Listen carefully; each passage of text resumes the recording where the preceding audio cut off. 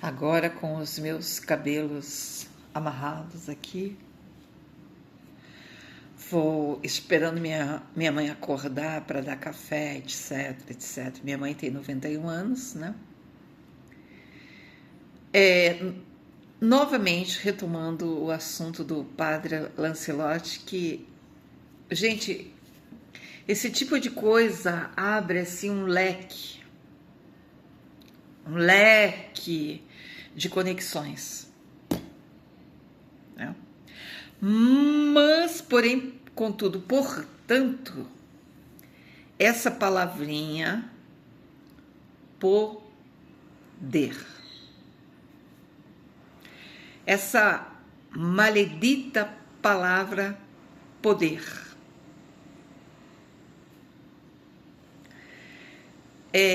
as pessoas botam fé nisso.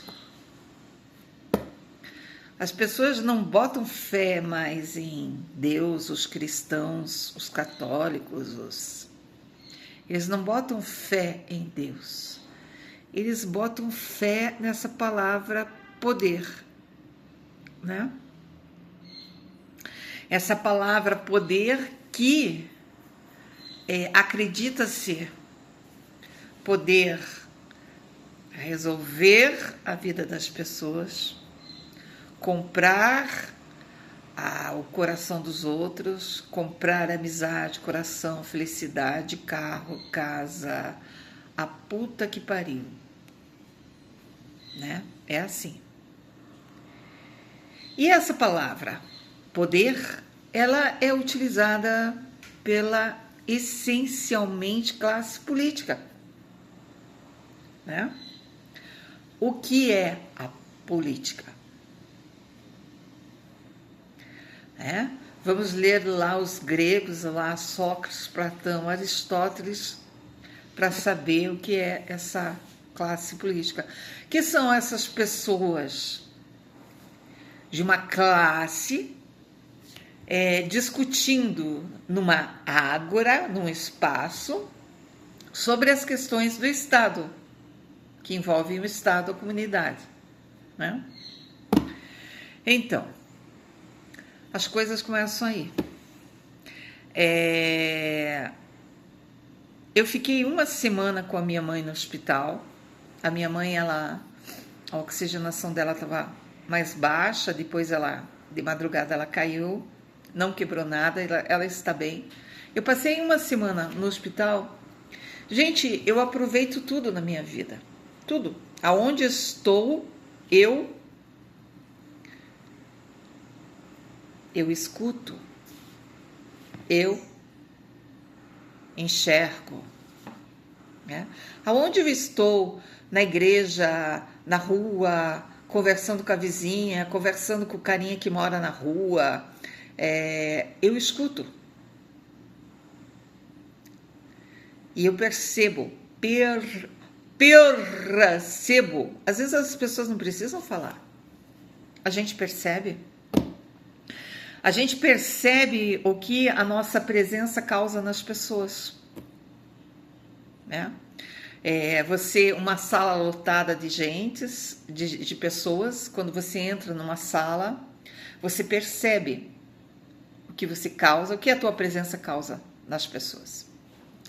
E eu sempre fui, eu tenho 60, vou fazer 61 agora em janeiro, eu sempre fui uma pessoa presente, essencialmente presente, e consciente, comprometida e responsável pelas coisas que eu faço. Mas, porém, contudo, portanto, em primeiro lugar, quando você consegue aguçar o teu pensamento, quando você consegue analisar, quando você consegue formar questões, quando você consegue visualizar o problema, os objetivos, né? Essas conexões todas, quando você consegue aguçar isso tudo, essa rede toda, e ir para algum resultado, para algum lugar, isso incomoda muito. Incomoda demais.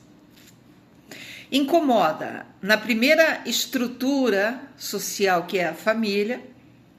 Depois incomoda aonde você for, Incomoda muito, cara. Sabe? A gente vê o quê? A gente vê o quê? As pessoas, quando tem grana, aparentemente, elas estão de bem, né, com a vida. Isso não é verdade. Não é verdade. O que acontece é o quê?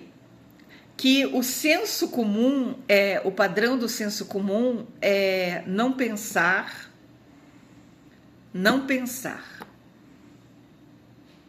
né? Não agir com o coração, agir por impulsividade, agir aquela leva do povo, né? Que nem final de ano, Natal. Eu adoro, sempre gostei de andar. Desde criança, desde adolescente, eu amo andar, porque eu observo muitas coisas. Você está andando na rua 15, daí aquela leva de pessoas, elas vão te empurrando assim, você vai entrando na loja, você entra na loja, daí você vê as pessoas comprando, aí aquela leva de pessoas... Esse é o senso comum, certo? Aquela coisa assim, estoura cartão de crédito, estoura não sei o que, né? Um monte de porcaria que é dada para criança no final de ano, um monte de presente, né? Que é isso? Poder, primeira palavra, poder. Segunda palavra, conexão, excesso. As conexões que a gente vai fazendo. Poder, excesso, né? Quando você pensa, você começa... quando você corta alguns vínculos de ligação, ligação não afetiva, mas ligação, intrincados com dinheiro, quando você corta essas relações em razão do dinheiro, muda tudo. Entendeu? Quando você investe no afeto, numa relação de presença e de afeto, é outra coisa. Porque você tem que contar com o que você tem aqui, ó. E não com o que você compra, com o que você consome, né? Outra questão essencial também é a solidão.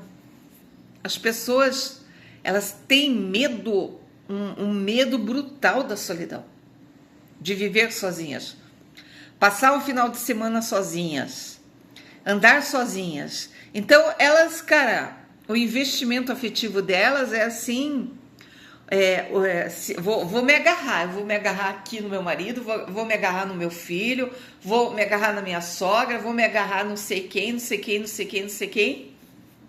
Cara, elas não se encaram.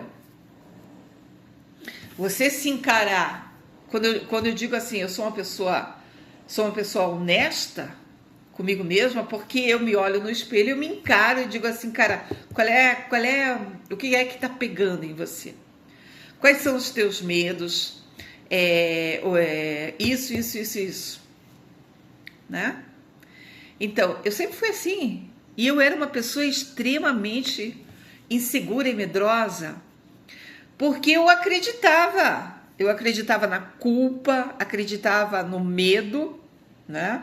Num estilo de criação dos filhos que foi estruturado nesse padrão de poder, de autoridade, de a mulher não pode abrir a boca, a mulher não pode escolher. A minha geração, certo? Então, tudo isso uma coisa está intrincada na outra, né? Voltando, fiz essas considerações para falar do padre Lancelotti mais uma vez. As pessoas deveriam agradecê-lo. Agradecer, cara. Se ele não puder ficar em São Paulo, que ele venha para Curitiba fazer esse trabalho. Porque nós precisamos aqui em Curitiba também. Sabe? A gente tem que olhar nos olhos e dizer assim, muito obrigado, cara. Muito obrigado. Cara, você sai na rua com a tua sandalinha, né? Sem nenhuma vestimenta exuberante de padre, né? Quanto custa? Já que é para pegar no pesado, vamos lá. Quanto custa aquela túnica do padre lá? Quanto custa uma túnica? Né? Você vê um sujeito sair ali ele sai do quartinho dele, daí ele vai para a rua com a sua sandalinha, sua roupinha, né? Chama o transexual de meu filho. Esse aqui é meu filho, eu adotei no meu coração. Gente, é muito mais difícil você adotar alguém no coração do que você parir e dizer que é teu filho e jogar para os outros cuidar. Hoje em dia, sim, você trepa, a garota vai lá, trepa o carinha e tal, trepa, engravida, joga na casa da avó, joga na creche, sabe? E foda-se. Agora, quando você tem um compromisso de coração com a pessoa, com a criança, com o adolescente, um compromisso de coração, que você adotar a pessoa no coração é bem mais difícil, cara. Você tem que renunciar a muitas coisas, mas você ganha muitas coisas também. Então, essa palavra amor, você pode falar amor, amor, amor, amor. Cara, é atitude, é encontro, é um encontro humano e é um encontro, é despojamento. O amor é um despojamento. É o encontro com o outro onde você se despoja dessas cracas que a gente vê relacionadas a esse poder. Você se despoja disso e você tem um encontro de espírito, de coração com a outra pessoa, de você receber e de você dar. O amor é essencialmente um dom. O amor é um dom. Muito obrigada, Padre Júlio Lancelotti. Você encarnou isso. Esse dom de amor em relação a essas pessoas da maior miséria possível existente em São Paulo ou em qualquer lugar do mundo, do Brasil e do mundo. Seja Nova York, embora